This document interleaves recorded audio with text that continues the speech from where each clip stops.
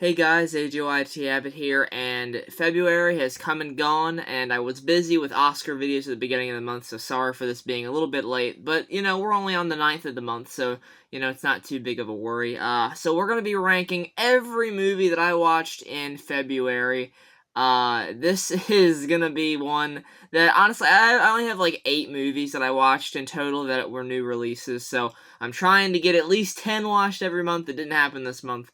But I want to say that if you guys haven't seen some of the films on this list, when I get to them, they may have spoilers in my summaries as to where I've ranked them. So just keep that in mind, unless you're, I don't know, someone that doesn't care about spoilers. For, the first movie that we're going to talk about, you really don't need to care about spoilers for that movie. Alright, let's just get into it anyway. Here we go. Let's start the ranking. Oh my god, so cute! Yeah. Hi! Cute little face almost tore my asshole open. So, we started off the month with a Netflix release, This Is Kinda Pregnant, starring Amy Schumer, which doesn't bode well. Either way, a Netflix comedy, I don't know when the last good one of those was. I guess maybe you could say Hitman, because it's like a romantic comedy, or It's What's Inside, it was like a horror thriller comedy.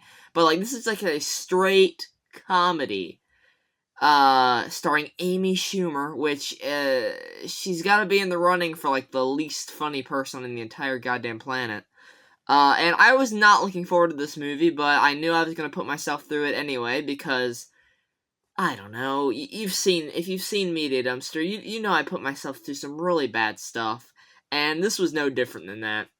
Granted, I would never watch this again to do an episode on Media Dumpster, so you're just gonna have to keep dreaming on that episode, because Amy Schumer is in this movie, 24/7, it really doesn't focus on any other characters. There are subplots here and there with certain ones, but it all pales in comparison to Lord Almighty, Amy Schumer in this movie, who just makes jokes about queefs and vaginas and pregnancy. Yeah, I'm done talking about Kinda Pregnant. It goes in the awful tier. I don't think there's any real redeeming qualities for it. So yeah, it belongs in the deepest bowels of hell. This little 4-foot nothing-ass spider monkey ninja got hopped. Next up, we got Love Hurts. Sorry, I'm recovering from Kinda Pregnant. Love Hurts, with Ke Huy Quan and Ariana DeBose, who just really, they need to fire their agents, because, come on, alright, Ke Huy Quan wins Best Supporting Actor for Everything Ever All at Once in, 2023, and it was a great moment. He gave a great speech. And then this is the leading role, the film that they give him after this, his big star moment. And it is a script that is, built out of fucking, little popsicle sticks and gum or something. It's like a school project, the flimsiness of the script. Because they focus on things that I don't give a shit about. I don't care about his assistant, his receptionist, that falls in love with this hitman guy. I don't care about that. And for what it's worth, Ke Huy Quan is a really charming guy. He's very fun.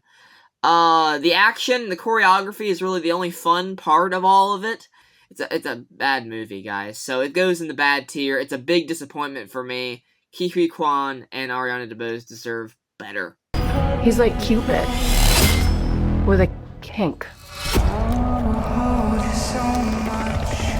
Next up, we've got Heart Eyes, and this is a Valentine's Day slasher that I really had a great time with. You have Olivia Holt and Mason Gooding have some great chemistry there. I just found out recently that Mason Gooding is actually the son of Cuba Gooding Jr., which is pretty cool, because I really like his work. So it's good to see that his son is doing well. And Olivia Holt I've always liked from Disney Channel, Kicking It, and I Didn't Do It. Two underrated shows. And here we have them being chased down by the Hard Eyes killer, who has a kink. He likes killing people in really messed up ways. He likes killing couples. The intro scene is hilarious with the Grape Crusher kill. There's a bunch of fun kills in this. A lot of bloody, slashing, stabbing goodness. And it's just a lot of fun. There's a lot of romantic comedy stuff in there. They mess with, they don't mess. they make fun of the rom-com and the slasher tropes. It's really fun. It's a good satire.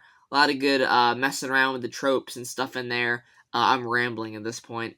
Hard Eyes is going on the great tier. Not quite awesome. There are a few flaws with it regarding the reveal of the killers and everything. But overall, really, really fun time.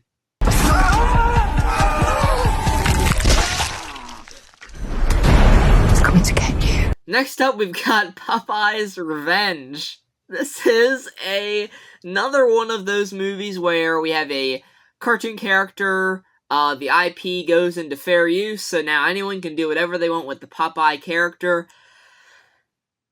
And of course, sorry, I'm tired.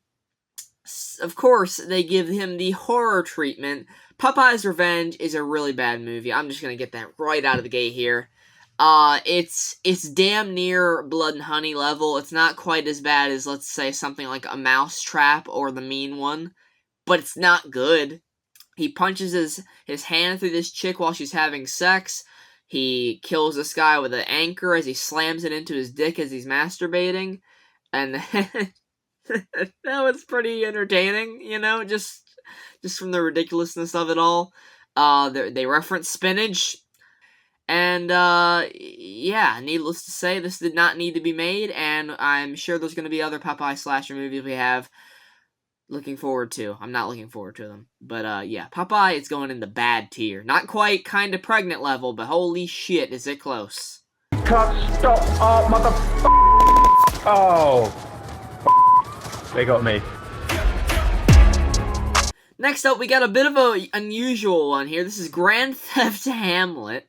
I'm not going to spend too much time on this one, because this is technically a January release, but I really wanted to talk about this. I threw it on here because it was released on Mubi, the streaming platform. The same people behind The Substance, they threw it on there at the beginning of the month, and I was like, you know what? I really want to check this out, because this is a movie where two guys, during the pandemic, they decided, hey, we're going to do an adaptation of Hamlet in Grand Theft Auto Online, and the entire thing is filmed in Grand Theft Auto Online. It is held back, though, because there are some scripted moments in there, some moments where they actually have to kind of build out some tension, like, oh, I'm gonna lose my wife and child over this. Like, he's talking about at one point, like, my wife and kid wanted to go somewhere, and I said I had to work on the play or whatever. So there's moments in there where it doesn't fully work. It kind of takes you out of that experience, that YouTube experience. But anyway, it's a good movie. I'm gonna put it in the good tier, just because it is like a 6 out of 10 for me, but I lean more towards like I don't know. It's a very fun movie, so I'm very forgiving of its faults. So definitely check it out. It's a very intriguing watch.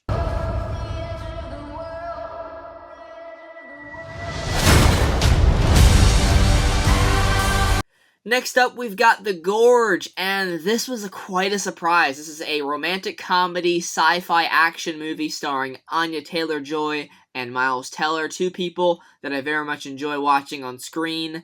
And in this movie, you think that The Gorge is going to be the big selling point, the horror, the terrifying nature of what is inside this gorge.